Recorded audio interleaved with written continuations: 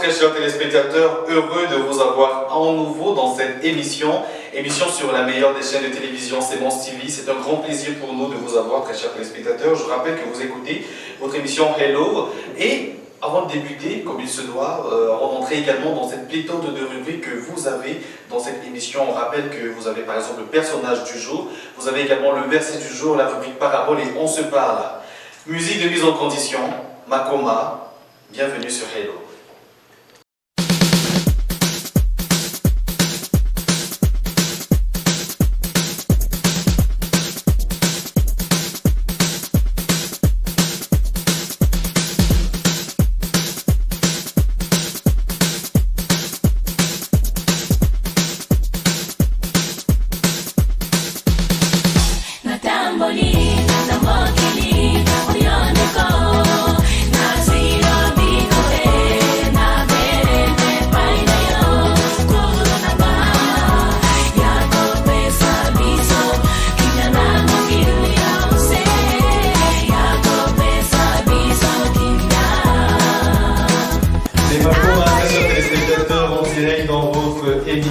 Un groupe gospel, un groupe de chants chrétiens qu'on ne présente plus forcément sur le plan continental. Et bien c'est avec eux forcément qu'on commence cette émission.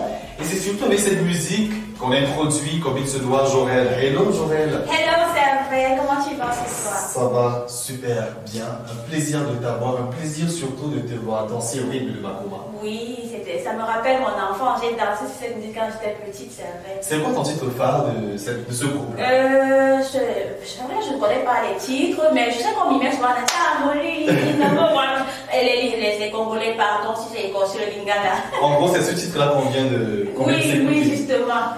On est encore ensemble pour cette autre livraison de l'émission Hello. Naturellement, c'est vrai, toujours ensemble, j'aime bien t'accompagner. Ça a un plaisir également de partager. Toujours également avec nous, Tony Dogmo. Hello, Tony.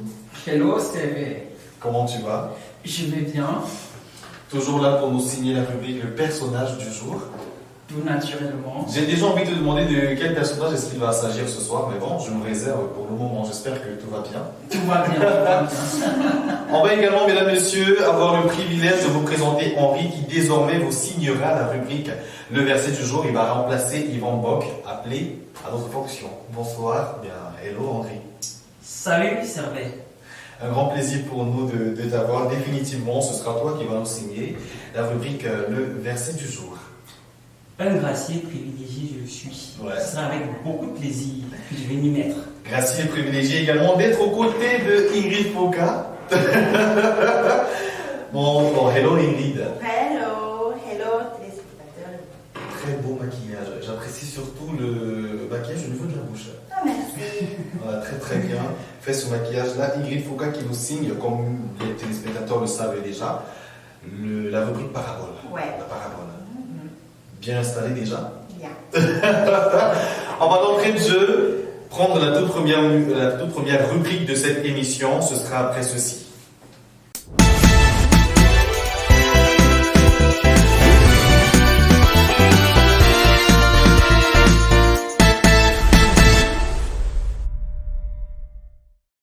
Première rubrique, mesdames, messieurs, de cette émission, il s'agit du verset du jour.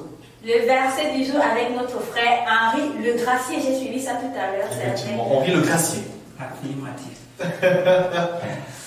Alors, le verset du jour est tiré du livre des Proverbes. Il faut signaler au passage que le livre des Proverbes est le troisième du groupe des 5 livres. 10 livres poétiques ou encore 10 livres de sagesse, voyez-vous.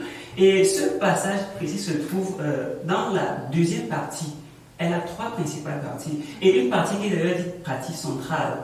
Parce qu'en réalité, elle traite d'un sujet particulier, très particulier, à savoir des faits de la vie sociale et morale. Alors, assez de suspense par rapport à ce verset, Henri, pardon. Est-ce que tu peux nous lever le voile là-dessus? Bien sûr, il s'agit de Proverbe chapitre 15, le verset 33, qui dit ceci justement.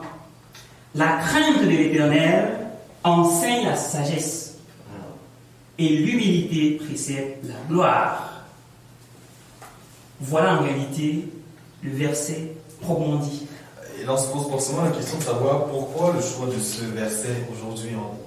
Alors, on va se dire que nous sommes dans une société et dans un environnement créé par Dieu.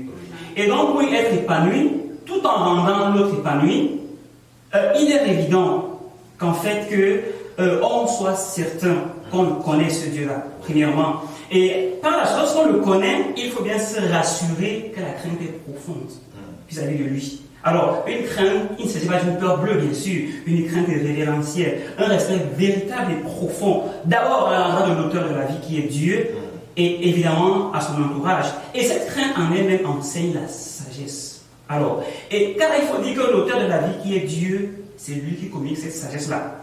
Alors, on se rend donc compte qu'en respectant Dieu, on respecte ce qui vient de lui, notamment sa parole, sa sagesse. On la garde par conséquent, elle nous guide, elle nous oriente. Pendant qu'elle nous oriente, elle fait de nous des sages. Et en respectant et en aimant Dieu, on finit par respecter et aimer sa création, par conséquent, les hommes que nous sommes. Et bien sûr, les semblables. Qu'en est-il de l'humilité? On va se dire que l'humilité, en réalité, est une vertu. Voilà une vertu claire qui nous permet d'apprécier nos limites, nos faiblesses personnelles. Il s'agit également d'une réelle déférence, d'une soumission profonde qui réprime aisément en nous l'orgueil, ce vilain péché mortel, il faut le dire ainsi. Alors, et avec ceci, on est tenté également d'évoquer notre texte, notamment Proverbe chapitre 16, verset 18, qui dit « L'arrogance précède la ruine et l'orgueil précède la chute ». Ainsi, lorsqu'on est humble, on est mieux placé pour apprendre. On écoute pour comprendre et non pour répondre.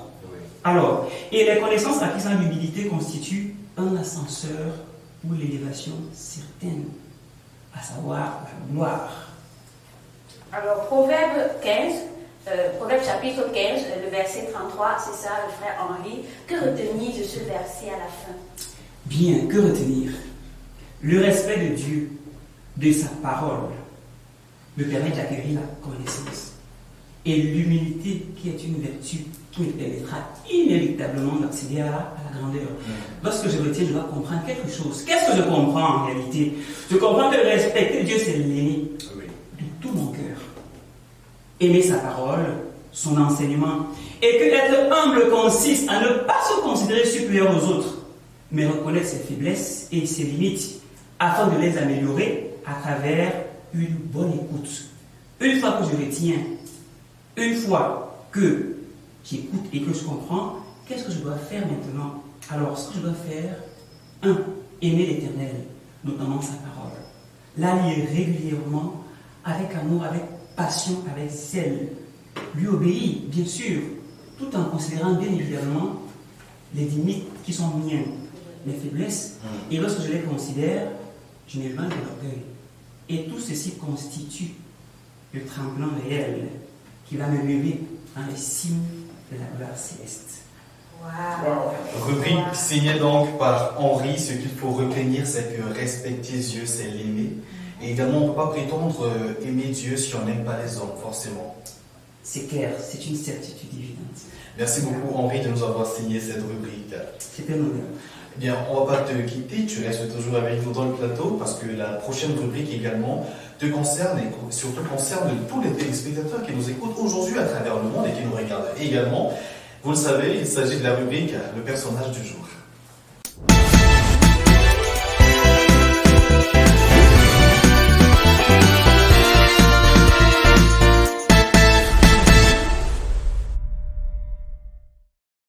De retour dans cette émission, très chers téléspectateurs, la prochaine rubrique, eh bien, Jory, il s'agit de la rubrique Le personnage du jour. Le personnage du jour, c'est un vers. Une rubrique que nous aimons beaucoup, surtout à cause de son intérêt. Oui, effectivement, il s'agit de présenter un personnage biblique qui va inspirer les téléspectateurs. Et dans cette rubrique-là, eh bien, il faut dire que le présentateur attitré, eh bien, c'est Tony Ndokmo, toujours avec nous, toujours et toujours. Alors, Tony, de quel personnage s'agit-il aujourd'hui?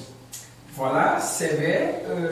Le personnage que j'ai choisi pour nous aujourd'hui, c'est Joseph. Joseph, fils de Jacob. Et pour vos téléspectateurs, si vous nous regardez, vous pouvez consulter dans votre Bible, dans Genèse, à partir du chapitre 37 jusqu'au chapitre 50. Et j'ai envie de préciser que la Genèse, c'est le premier livre de la Bible, mieux le premier livre de l'Ancien Testament. Ah, waouh! Très belle Merci. précision. Oui. Merci, Tony. Hello encore, Tony. Hello, Jorel. Très bien. Alors, pourquoi Joseph? Pourquoi avoir choisi particulièrement? Il y en a tellement de personnages dans la Bible. Et pourquoi Joseph aujourd'hui? Voyez-vous, Jorel, dans la vie, nous prenons souvent beaucoup de plaisir à parler de nos vies, de nos projets, de nos rêves, de nos ambitions, avec nos amis, avec nos frères, sans parfois nous en douter que ces personnes peuvent être des obstacles pour notre envol, peuvent être des pieds d'achoppement dans nos vies, peuvent carrément nous empêcher d'évoluer. Alors, je me suis penché sur le personnage de Joseph parce que dans son enfance, il a, n'est-ce pas, aussi eu ces mêmes difficultés à exprimer ses rêves à ses frères qui plus tard est devenu fatal pour lui. Mais ce qui m'a le plus impressionné dans sa vie, c'était sa manière à rester zen, à garder la foi sur l'Éternel, à être humble, et nous verrons à la fin de son histoire où son humilité l'a conduit. Un personnage forcément qu'on ne présente plus, une personne qui est carrément leader, l'un des leaders justement dans la Bible, celui qui explique son choix. Mais attendons-nous sur le fondamental, comme j'aime bien le dire, Tony. Oui. Que signifie Joseph?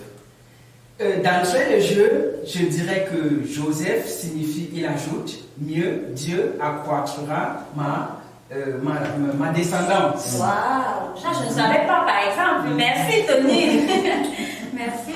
On est cultivé sur ce plateau. Hein. Ça, je le dirais. Un nom quand même assez atypique. Eh bien, qu'est-ce que Joseph avait de particulier par rapport à ses frères? Oui, Joseph avait, n'est-ce pas, ceci de particulier par rapport à ses frères qui étaient d'abord intègre, honnête, sincère, travailleur et également très très respectueux, n'est-ce pas, tant des recommandations de son père que de la parole de Dieu. Oui. Alors, tel que je connais un peu de l'histoire de Joseph, je crois qu'il était le dernier né de chez à cette époque-là. Et j'aimerais savoir quelles sont les difficultés qu'il a rencontrées, lui, Joseph, et comment est-ce qu'il a procédé pour surmonter ces difficultés-là. Oui, Joël. Voyez-vous, la vie de Joseph n'a toujours pas été un fleuve tranquille. Joseph a traversé tellement de difficultés qu'on se demande même comment il a pu faire pour s'en sortir.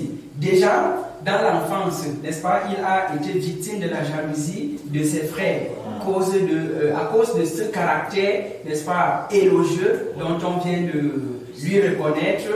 Ensuite, à 17 ans, son père lui a témoigné son affection, son amour en lui offrant une tunique qui a déclenché davantage la jalousie que ses frères avaient pour lui. Et cette jalousie a atteint son paroxysme lorsqu'il a commencé à leur parler de ses rêves très prophétiques, dans lesquels il voyait, n'est-ce pas, les germes de ses frères comme ça s'incliner devant lui, ainsi que la lune et 11 étoiles.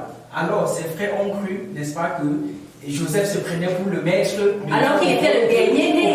Alors qu'il était le dernier né, tous s'inclinaient devant lui. Alors cela leur a conduit à comploter contre lui, et d'abord ils vont le jeter au fond d'une citerne, question de le punir, mais après ils vont trouver mieux de le vendre comme esclave afin qu'il puisse vivre, mais autre part que quand ils le vendront donc en Égypte. Et en Égypte, Joseph sera également vendu par les Madianites à un serviteur du Pharaon dénommé Potiphar.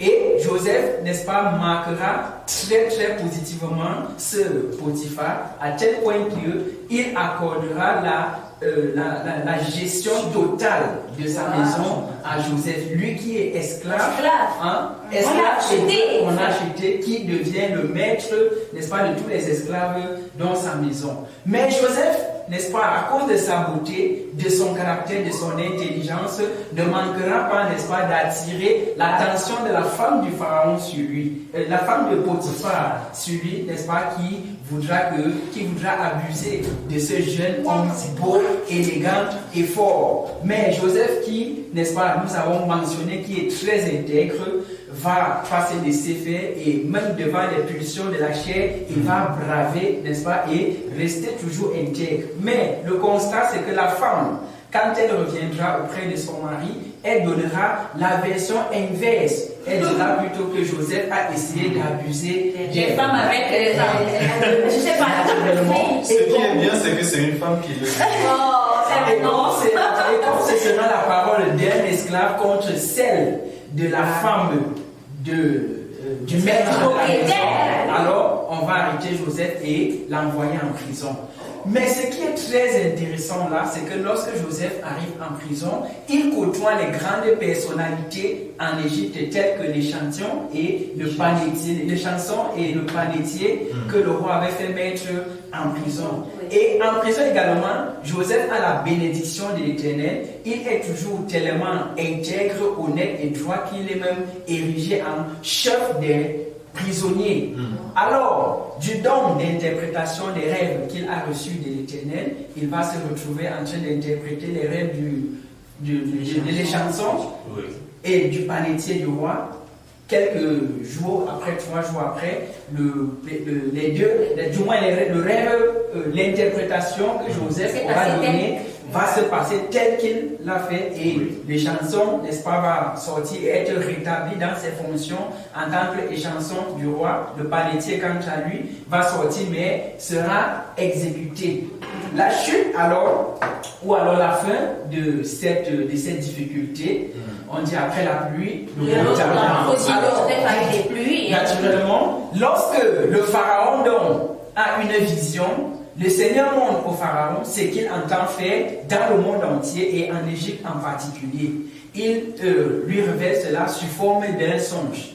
Personne en Égypte n'est capable d'interpréter ce son. Alors, par bizarre concours de circonstances, les chansons dit au pharaon qu'il y a dans ses prisons un esclave hébreu qui a la possibilité, du moins qui a un don d'interpréter les rêves. C'est ainsi que Joseph est appelé à interpréter le rêve du pharaon. C'est tellement vrai, tellement beau que pharaon ne trouve aucun homme en Égypte capable de mettre en pratique ce que Joseph a donné dans l'interprétation. C'est ainsi que Joseph est érigé vice-pharaon en Égypte afin de pouvoir soustraire l'Égypte de ces 7 années d'abondance et ces 7 années de famine qui viendront. Alors, Joseph, nous avons retenu de lui qu'il est parti de l'humilité pour se retrouver au sommet de l'Égypte pharaonique qui était, n'est-ce pas, la puissance la plus grande d'antan. Effectivement, là il sort carrément de prison.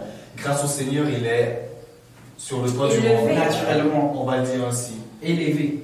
Que retenir sincèrement de Joseph, s'il faille qu'on essaie d'avoir une sorte de logique d'actualité, que retenir de Joseph pour l'édification des vies chrétiennes aujourd'hui? Merci Sylvain pour cette brillante question. De la vie de Joseph, nous pouvons retenir plusieurs choses, plusieurs leçons, mais je n'en présenterai que 3. Oui.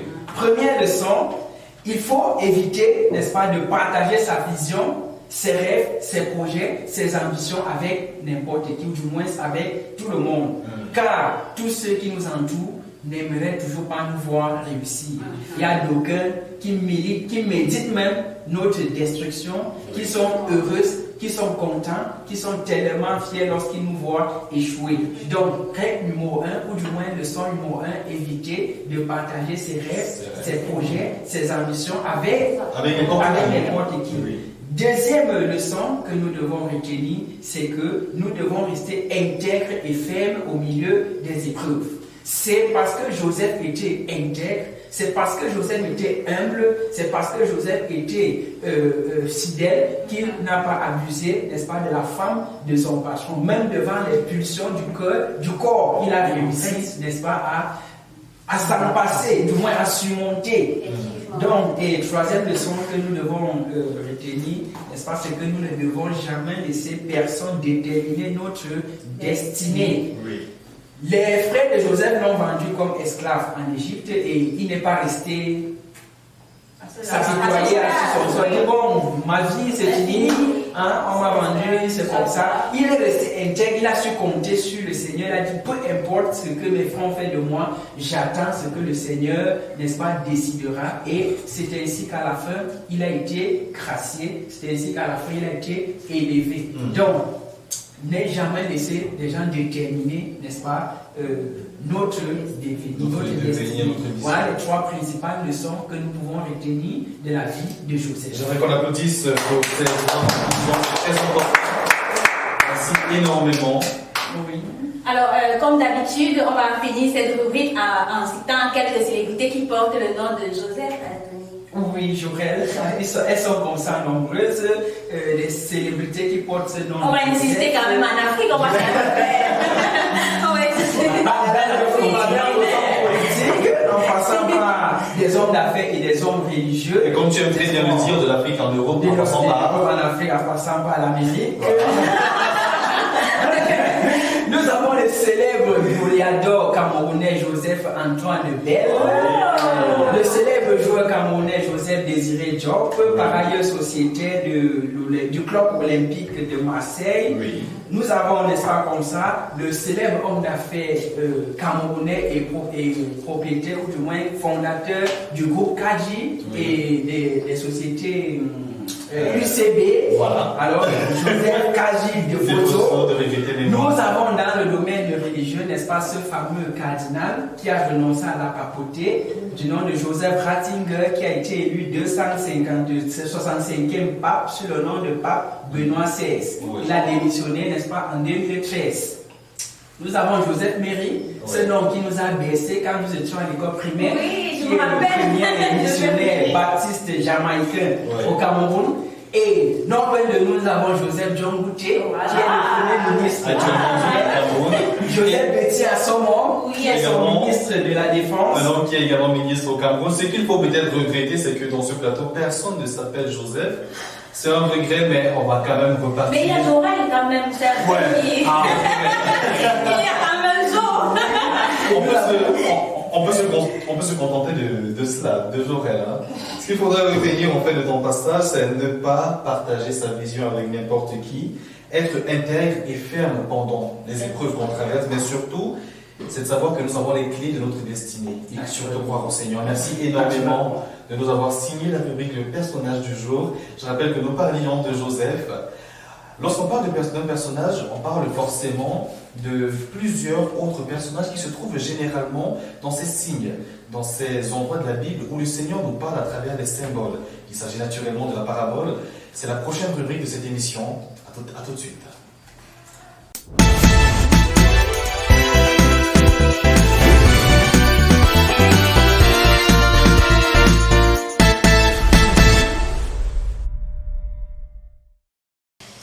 Tony Dombo qui nous a signé la rubrique Le personnage du jour. Et bien maintenant, place à la parabole du jour, ce qu'il faudrait retenir en quelques mots de cette rubrique, Jorel. Il faut retenir que Joseph était le 11e fils de Jacob. Oui. Jacob que Dieu a rebaptisé Israël. Donc Joseph était le 11e et le premier, l'aîné de sa mère, supérieur à la maman, le premier de Rachel. Il faut également retenir que c'est Joseph qui a fait sortir, ou alors qui a ramené, qui a délocalisé le peuple hébreu à l'époque, de Canaan pour l'Égypte. Et que c'était le premier hébreu, pardon, chrétien toujours dans ma tête, le premier hébreu, à l'époque c'était hébreu, le premier hébreu à quitter d'esclave, de rang d'esclave, à rang de vice-pharaon. C'est-à-dire que vous voyez que Dieu là, le deuxième homme le plus puissant du monde à l'époque, vous voyez quand Dieu veut véritablement décider d'élever quelqu'un. Même les obstacles deviennent les avantages, parce que c'est un prisonnier en fait. Sous d'autres cieux, dans le domaine du football, on aurait dit qu'il a fait une grosse remontada, mais ça c'est une autre histoire. Oui, il a fait. On va forcément passer maintenant à la prochaine rubrique comme nous l'avons annoncé, et on se tourne vers Ingrid Foucault. De quelle parabole s'agit-il aujourd'hui, Ingrid? Alors aujourd'hui, on aura le privilège d'écouter la parabole des vignerons infidèles tirée de Marc 12, du verset 1 à 9. D'accord. Alors, je vais te laisser sur de regarder la caméra et tout nous expliquer. Alors d'accord, l'histoire elle est très simple. On a un maître qui décide de planter sa vigne, il l'aménage et tout, et puis il choisit des ouvriers au hasard qu'il met dans la vigne, les laisse là pour gérer le reste. Lorsqu'il s'en va, naturellement s'attend à ce qu'il y ait un certain fruit après une récolte et tout. Évidemment. Mais lorsque vient la période des récoltes, on a donc les vignerons qui ne réagissent pas. Le maître, dans la patience, envoie un serviteur demander qu'est-ce qui se passe et puis le compte rendu. Cela décide plutôt de le tuer et de balancer son corps quelque part là, ni vu ni connu. Le maître, lui, ne s'arrête pas là, il envoie plusieurs serviteurs et la même chose se produit. Quand on les bat pas, on les insulte, on les tue et puis on oublie le cadavre. Il ne s'inflige toujours pas, il envoie son fils bien-aimé.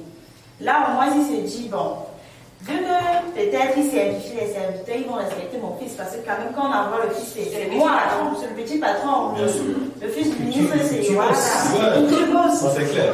Mais malheureusement, sa surprise, les vignerons referont la même chose. Ils vont même se dire, ah tiens, voilà, c'est l'héritier. Alors, si on finit avec lui aujourd'hui, l'héritage sûrement nous reviendra. Et puis, à la fin, le maître, lui, justement, c'était la goutte qui a débordé le vase, il va donc se fâcher et il reviendra donc pour donner la punition que les vignerons méritent. Alors, c'est un peu ça, l'histoire. J'ai senti Henri très concentré. Oui. Tu maîtrises parfaitement à cause de Elle cette ne parole. parle particulièrement, en effet. Parce que, voyez-vous, on va dire l'égocentrisme et l'égoïsme qui brûle à nous l'humilité et nous fait grandir, nous fait perdre des repères et aboutir justement au crime comme cela. Oui. Oui. C'est réellement dommage. Mais au moins, ce qui est bien, c'est que c'est une figure, c'est un symbole. Bon, ce n'est pas réellement une réalité. Oui, effectivement. Et on va inviter Ingrid, s'il te plaît, à nous dire ou alors à nous expliquer davantage ce que veut dire cette parabole ou alors ce que cela traduit, effectivement. Voilà. Aujourd'hui, je ne sais pas, c'est Dieu, comme il fait ces choses. Cette parabole a un lien avec non seulement l'humilité, mais aussi avec l'histoire de Joseph. Parce qu'il faut dire, le maître, lorsqu'il creusa sa vigne et décida de l'aménager, il a partagé avec les ouvriers qui ne le connaissaient pas. Ils ne connaissaient pas leur fond, ils ne savaient pas qui pouvait lui faire ça un jour. Ils s'attendaient à une certaine reconnaissance et qui s'est avérée être plus tard mauvaise parce qu'il a été malheureusement. C'est un peu comme lorsque maman se va, donc elle nous laisse à la maison, qu'elle part en voyage et puis elle laisse les enfants à la maison. On a tendance à prendre le lieu pour acquis. C'est pour nous, pourtant c'est pas notre maison. Hein. Maman elle a dit ce voyage. Et souvent même elle nous a laissé des consignes. Des consignes là on dit, elle est pas là, on s'en fout. Lave les assiettes, je lave pas. Lave les habits, je lave pas. Va par exemple au champ, j'y vais pas. Et puis quand elle revient, il n'y a rien du tout. Alors c'est un peu ça la réaction même des vignerons. Ce qu'il nous ramène à la vie courante, en fait, c'est palpable dans la société, en fait.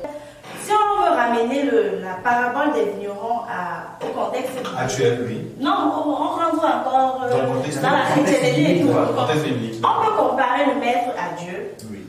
La vigne au monde, les ouvriers à nous qui sommes chrétiens, qui avons reçu la parole et des instructions bien précises.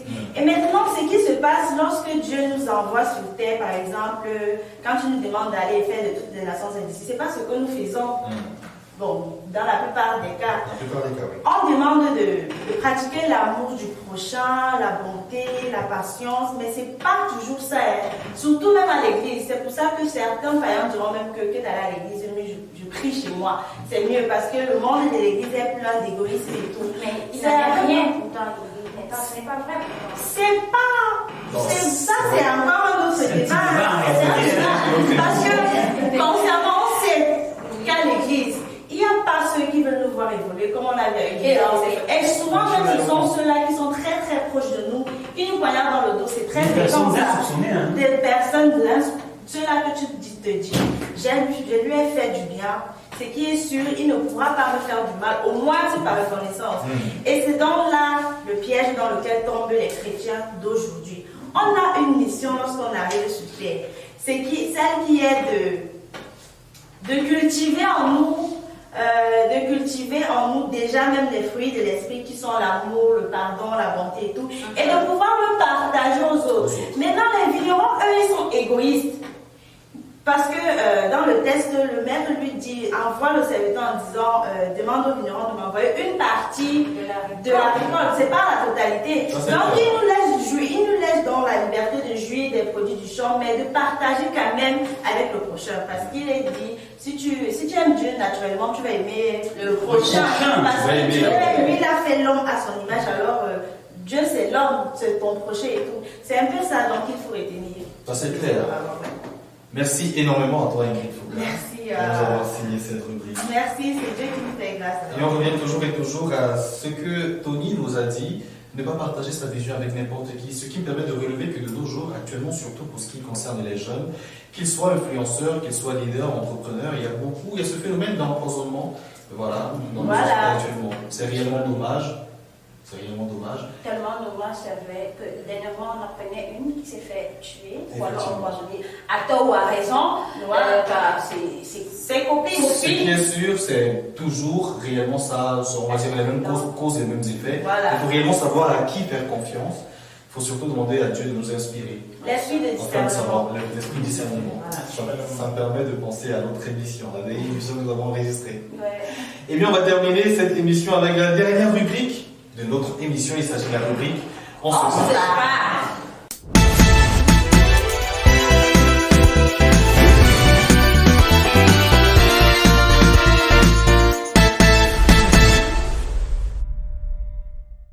C'est donc parti pour la rubrique On se parle dans votre émission Hello, dernière rubrique dans cette émission. Alors, le thème central que vous avez déjà dans le CNT, c'est l'humilité précède la gloire. Joël. Il faut le dire, c'est vrai, j'aime particulièrement cette rubrique parce que ça permet à tout le panel de s'échanger, de s'exprimer et ça permet d'avoir à la fin un avis, quelque chose de solide avec lequel et les téléspectateurs et tout le monde pourra ressortir avec. Donc l'humilité précède la gloire, c'est le thème de la rubrique On se parle. On va commencer par Tony. Tony, qu'est-ce que tu entends par cette expression humilité précède la gloire? Merci Joël. De rien. Précède la gloire. Oui. Sortant d'une histoire aussi merveilleuse que celle de Joseph, Oui. je pense qu'on a fort à dire dans ce thème concernant l'humilité précède la gloire. Donc moi je pense que lorsque quelqu'un est assez humble, c'est-à-dire honnête, sincère, véridique, vrai dans ce qu'il fait, automatiquement il y a un résultat. Et ce résultat, c'est très souvent la gloire. Donc, le caractère de celui qui est humble le propulse, n'est-ce pas, vers des essences éternelles. Alors revenons à Ingrid, la ravissante Ingrid avec sa jolie bouche. Ingrid, quand tu parles, non pas humilité précède la gloire. Alors moi je rejoins carrément Tony, mais en ajoutant que lorsqu'on est généralement humble, on a cette tendance-là à être fidèle dans les petites choses, dans les détails. Et l'on sait que c'est dans les détails qu'on grandit. La Bible dit, sois fidèle à les petites choses, je te ferai connaître les plus grandes. Donc c'est un peu ça pour moi. On se demanderait quand même là, au regard parfois de certains contextes en particulier dans nos sociétés, Henri, est-ce que humilité rime avec humiliation? Alors, est-ce que humilité rime avec humiliation? Question très pertinente. Il faut se dire que humilité et humiliation sont deux expressions qui ont une petite barrière qui les sépare en réalité. Elles sont très très proches. Alors, observez cette scène, cette image. Un homme, un chrétien qui est conscient de ses erreurs et devant son Dieu se met à genoux, implore le pardon de Dieu, supplie, s'il te plaît Seigneur, pardonne-moi. Il est en train d'humilier son âme, il humilie sa personne. Alors, on peut dire en face de lui, c'est-à-dire qu'un passant lambda qui le voit dit que mais qu'est-ce qu'il fait là devant? Il parle à qui? Pourquoi est-ce qu'il s'humilie? Pourquoi est-ce qu'il est en train de s'exprimer ainsi? Alors, on peut dire que devant Dieu, on pourra dire que cet homme a été humilié, c'est-à-dire qu'il a subi l'humiliation en face de ma personne, en ma présence. Vous voyez un peu. C'est-à-dire que l'humilité vient d'un individu, une personne qui décide de l'être. Maintenant, celui vis-à-vis de qui il le fait, l'observe et apprécie l'humiliation. On se comprend un peu. Alors, on se rend compte que le mot humiliation, on peut s'humilier, comprenez un peu, et on observe à côté qu'en fait, on est en train de subir l'humiliation. Mais cependant, on peut se faire humilier. Là, c'est quelqu'un qui nous fait subir l'humiliation. Alors, je pense qu'il faut comprendre clairement, c'est qu'on devrait veiller simplement à demeurer humble, sans veiller à considérer les avis de part et d'autre. Parce qu'on pourrait par exemple dire qu'en réalité, lorsque tu es humble, tu es en train de t'exposer, tu montres que tu ne vaux rien. Par contre, tu reconnais ce que tu cherches. L'humilité précède la loi. Est-ce que c'est forcément, lorsqu'on est humble, ça c'est un cas de figure, on est humble, on accepte forcément que ce soit les conseils, que ce soit les avis des autres. Est-ce que c'est forcément à dire qu'on va accepter l'autre, on va se laisser marcher dessus parce qu'on est humble en réalité? Certainement non. Comme je disais dans mes propos liminaires tout à l'heure, lorsqu'on est humble, on écoute pour comprendre et non pour répondre. Lorsqu'on écoute pour comprendre, le processus mental est différent. Voyez-vous, on écoute dans le but d'apprécier, d'intégrer la remarque qui est faite. Si par exemple tu as commis une erreur, on fait le reproche.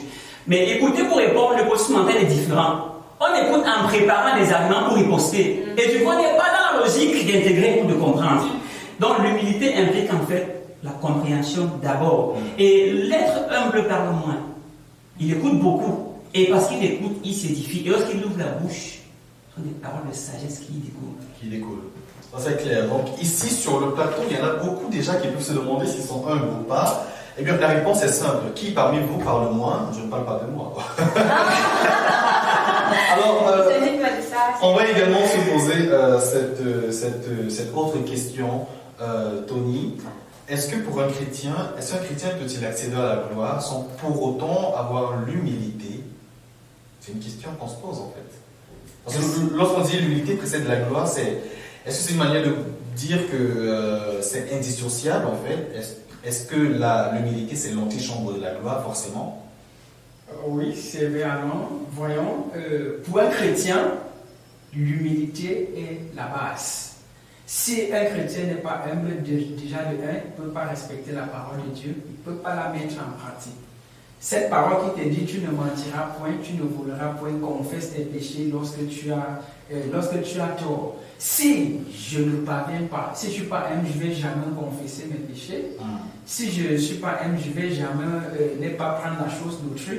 Alors, l'humilité est la clé même, n'est-ce pas, de la mise en pratique du respect scrupuleux de la parole de Dieu. Donc, l'humilité est un gage, n'est-ce pas, pour le devenir spirituel, j'ai même envie de dire, du chrétien.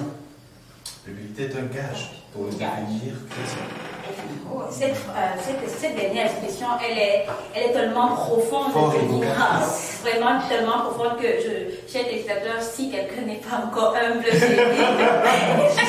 vous invite à vous laisser transformer par le Saint-Esprit. Et peut-être Ingrid, s'il te plaît, comment est-ce que, sachant que l'humilité est vraiment le gage de la chrétienté, est-ce que tu peux nous donner quelques astuces, quelques trucs et astuces pour cultiver cette qualité? Parce que je pense qu'on la cultive, on ne met pas avec cela.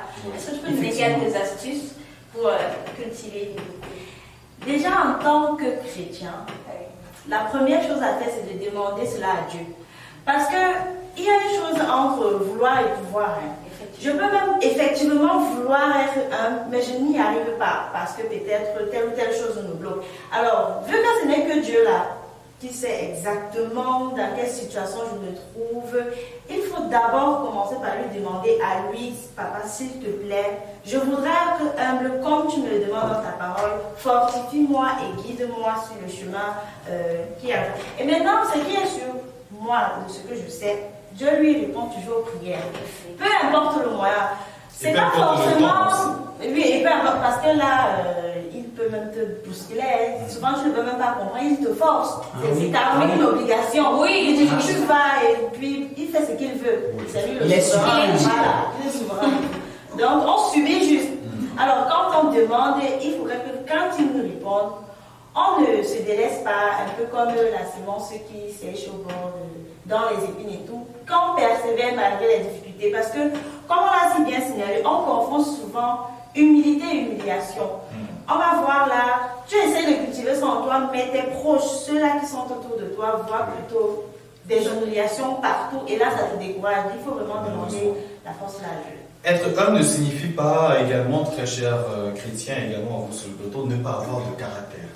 Voilà, On peut avoir du caractère et rester homme. Oui, bien sûr. Tu me permets, c'est vrai, je voudrais emboîter le pas au propos liminaire d'Ingrid. Elle a dit une chose assez profonde, il faut le demander à Dieu pourquoi. Parce que, voyez-vous, nous naissons dans des environnements qui sont particuliers. Et exactement. Donc on peut grandir quelque part où on a affaire à des personnes qui ne sont pas humbles. Oui, voilà. Donc l'orgueil est promu en longueur de journée. Dans le comportement, dans l'attitude et autres. Alors quand tu es de l'enfance jusqu'à l'âge adulte, quand tu as vécu tout cela, tu te dis que c'est ce système de vie normal. Oui. Que c'est comme ça qu'on devrait se comporter. Et n'ayant aucune autre connaissance, tu t'y adonnes à cœur joie. Alors quand tu te rends compte, une fois revenu en Christ, qu'il y a autre chose qui te permet d'acheter la grandeur, il faut que le Seigneur t'aide. Sinon les efforts intrinsèques ne pourront pas te permettre d'y arriver. Et je vais avec une image, si tu le permets, je t'en prie. Bien sûr. Pour qu'on se rende compte que ça, c'est l'affaire du chrétien, mais que même sur le plan social, c'est-à-dire que si on dit qu'on met un peu Dieu à côté, même comme c'est impossible, alors regardez quelque chose. Je vais prendre le cas de la gestion entre un président et ses serviteurs en quelque sorte. Lorsqu'un homme, peut-être on va dire un directeur, vient faire la révérence au président, c'est-à-dire que se soumet, le monde qu'il est grand, qu'il est fort, voyez un peu, retenez que ce président aura du respect pour cette personne.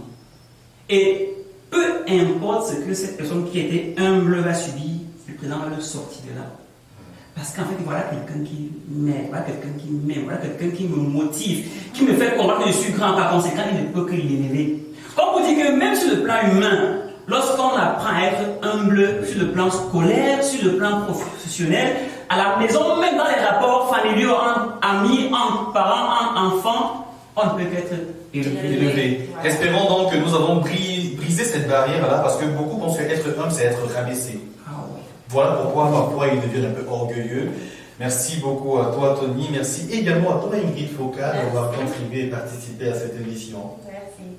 On va également forcément remercier Tony Ndogmo. Merci. Bon. Et c'est avec toi, Joël, que je vais conclure cette émission. Oui, c'est vrai. On va naturellement finir en disant merci à nos très chers téléspectateurs qui sont toujours là, fidèles, assis là sur leur sofa à la maison pour regarder Semence TV. Et on espère que vous avez été richement bénis ce soir et que l'humilité sera désormais votre partage. On l'espère véritablement et on salue réellement ces personnes-là qui travaillent avec des mains de maître. Ils viennent très tôt et rentrent très tard pour votre plaisir, très chers téléspectateurs. On va forcément saluer avec des acclamations pour l'aventure à l'abbé. On va également dire merci à Yvan Memioc. Merci également à vous, très chers téléspectateurs. On se retrouve à la prochaine édition. C'est toujours un grand plaisir et n'oubliez pas de rester fidèle au programme de Semence TV. Hello à tout le monde. Hello. On est ensemble.